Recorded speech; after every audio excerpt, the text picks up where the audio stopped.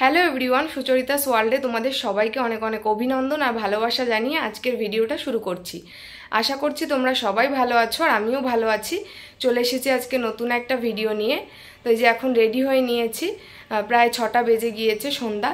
তো যাব হচ্ছে গিয়ে শিলিগুড়ি, কারণ হচ্ছে আমার চেক আপ আছে। এটা হচ্ছে 3rd টাইম চেক আপে যাচ্ছি। আমার 5th মান্থ চলছে, তো এবার হচ্ছে অ্যানুয়ালি স্ক্যানটা হবে। তো সবটাই তোমাদেরকে এই ভিডিওতে দেখাবো। চলো তোমরা ভিডিওটা দেখতে থাকো, আশা করছি ভিডিওটা সবার ভালো লাগবে। বাড়ি থেকে বেরোনোর আগে প্রতিবারই যেটা করে থাকি, ঠাকুর নমস্কার করে তারপরেই বাড়ির থেকে বের হই। তো এই যে ঠাকুর নমস্কার করে নিচ্ছিলাম, ঠাকুর নমস্কার করে তারপরেই বাড়ি থেকে যে বেরিয়ে পড়বো।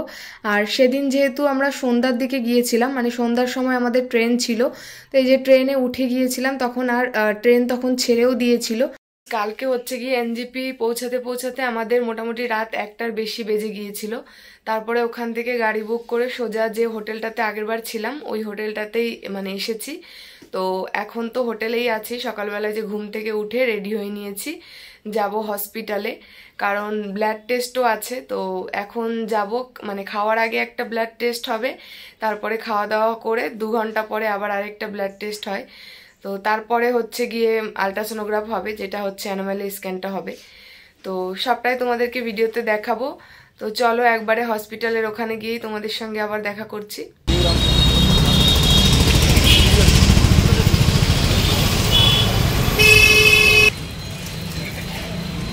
তো এই যে চলে এসেছি হসপিটালের সামনে।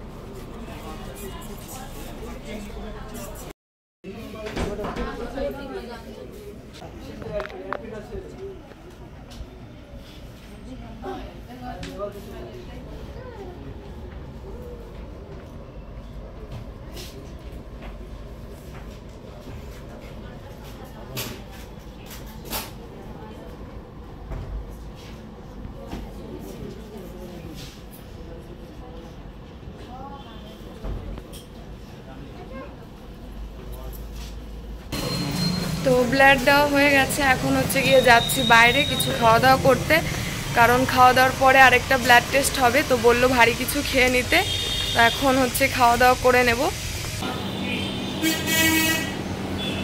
তো চলে এসেছি এখন খাওয়া দাওয়া করতে। এটা হচ্ছে একটা মিষ্টির দোকান, আর দেখো কি সুন্দর কৃষ্ণ ঠাকুরটা।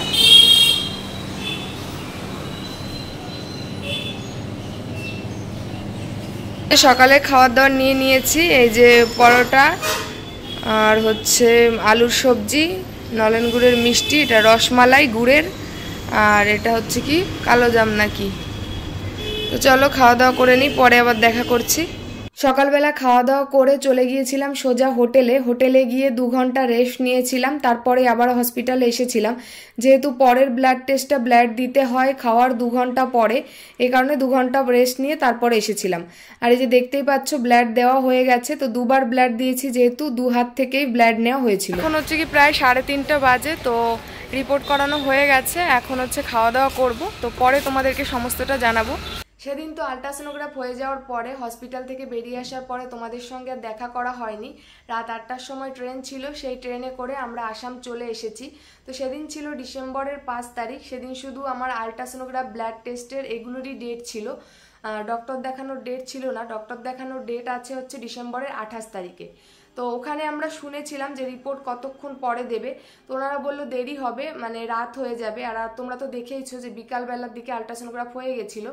তো যার কারণে আমরা দেরি করিনি, ভাবলাম যে ডক্টর দেখানোর তো ডেট নেই আজকে, তো যার কারণে এখানে থেকে কি হবে, তো ওই কারণে আমরা চলে এসেছি। ভেবেছি যে 28 তারিখে ডক্টর দেখানো আছে, সেদিন গিয়ে একবারে রিপোর্ট নিয়ে ডক্টর দেখিয়ে তারপরে আসবো।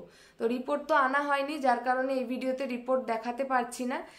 পরের ভিডিওতে, মানে যে ভিডিওতে ডক্টরের কাছে যাব তখন আর কি ওই ভিডিওতে রিপোর্ট দেখিয়ে দেব।